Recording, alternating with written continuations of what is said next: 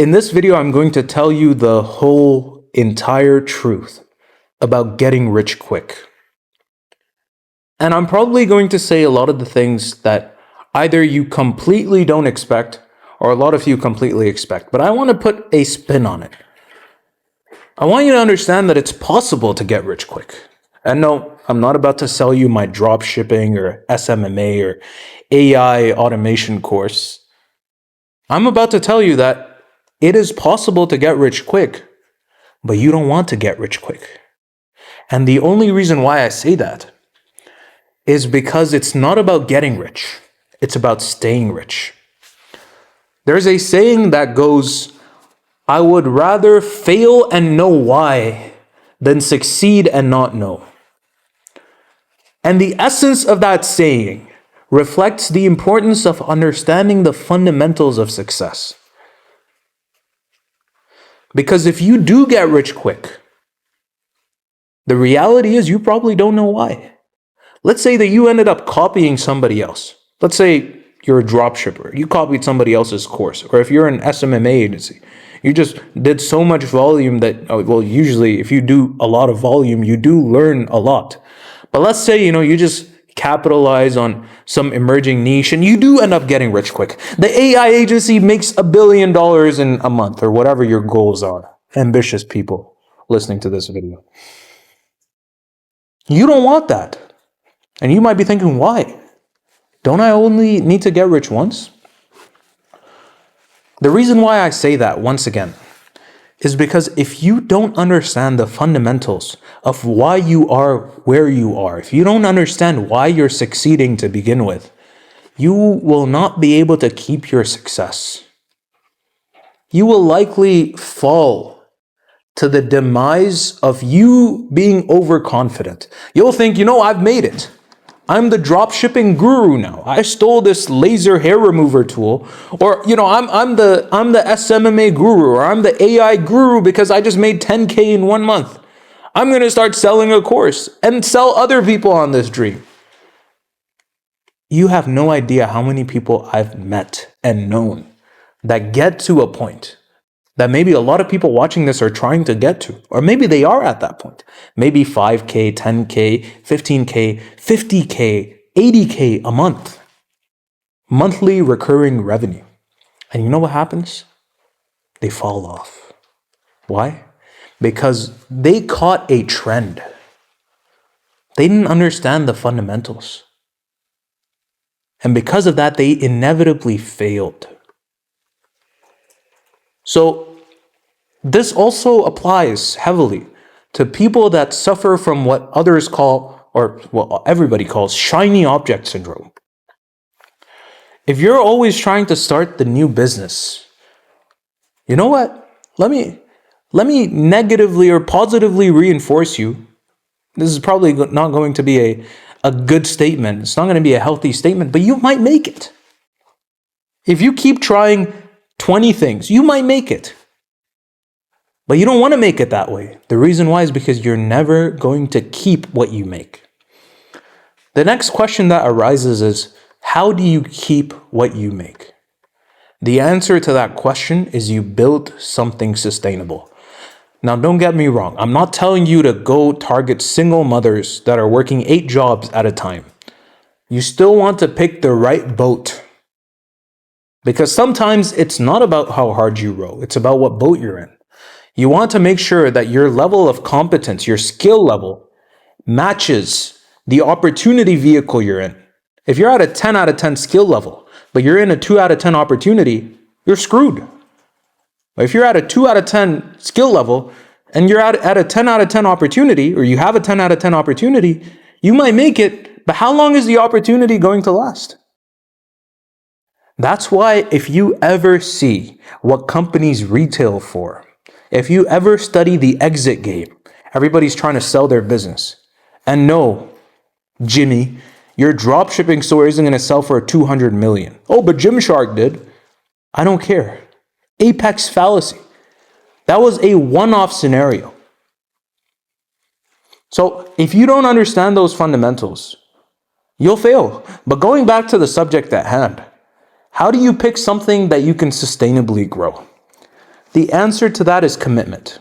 The companies that exit for the largest amounts are usually boring businesses, accounting businesses. Yes, software companies, but that took years in the making. Not fads, not trends, not products with wow factors, not AI marketing solutions. Those things do not hold any value to the people that actually understand businesses. And who would understand the true value of businesses more than the people who buy them? Answer that question for me. The only person, or the person that understands the true value of a business to its extremity, is the person who buys businesses for a living. Private equity firms. Private equity firms are going to look at your AI agency or your dropshipping business or your dropshipping website, and they're going to spit at it. You know why? Because it's not sustainable. There's no value in a trend. There's no value in one-off seasonality. There is value in niches, in markets where there's a lot of damn competition. The markets that most people are scared to enter. Why? Because they know it's going to take a lot of work. You've probably rejected niches because you thought, oh, too much competition. No market is saturated. This is a belief that has served me so well. I do not believe in market saturation. I only believe in individual incompetence. Because the market isn't saturated for the guy who owns the monopoly. The market isn't saturated for the individual who's successful in this saturated niche. Saturation is a perspective. And that perspective is usually a symptom of individual incompetence. If you think a market is saturated, you're just not good enough. So if you want to build something sustainable, if you want something that's actually exitable, you want to enter the niches, you want to enter the markets, you want to pick the play that is not a get-rich-quick play, but a stay-rich play. And those plays are exactly like stock market advice. What do I mean when I say that? If your grandma and your best friend and your uncle are telling you to buy a stock, short that stock.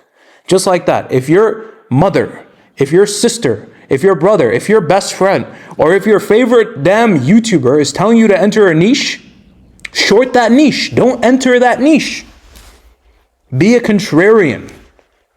A lot of the niches that people tell you to enter, they don't enter themselves. Most of the people that tell you to start an agency are in the education business. Same thing with people that are trying to tell you to start a dropshipping store. They're in the online education business. They're in a completely different industry. And you trust them? All you have to do is just recognize their business model and see how they're lying to you. And their lie is so blatant, it's so clear, but people don't see it.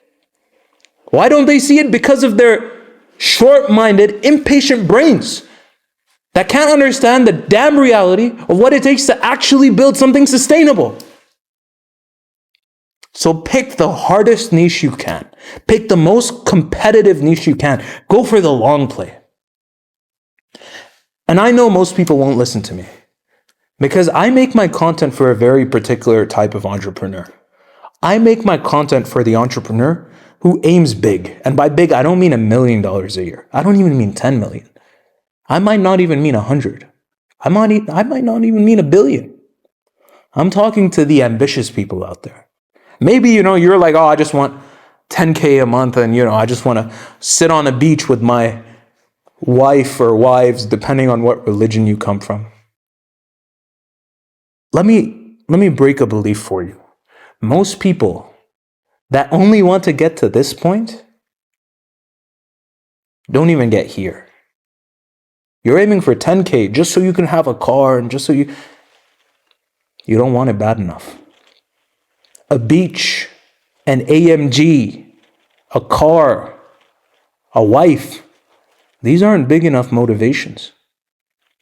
The individual who understands or who aims big, actually big goals that scare you. 10 million, 100 million, that's not scary. For some people, 1 billion isn't scary. When you actually have goals that scare you, you actually come to a point of contemplation and you realize, I can't pick the get rich quick scheme. I can't start the drop shipping store. I can't start the SMMA agency. Because you know what? That's not going to get me far enough. I need to go above and beyond. And so they pick the vehicles that nobody else picks. And they pick the opportunities that are not get rich quick opportunities, but that are stay rich long opportunities.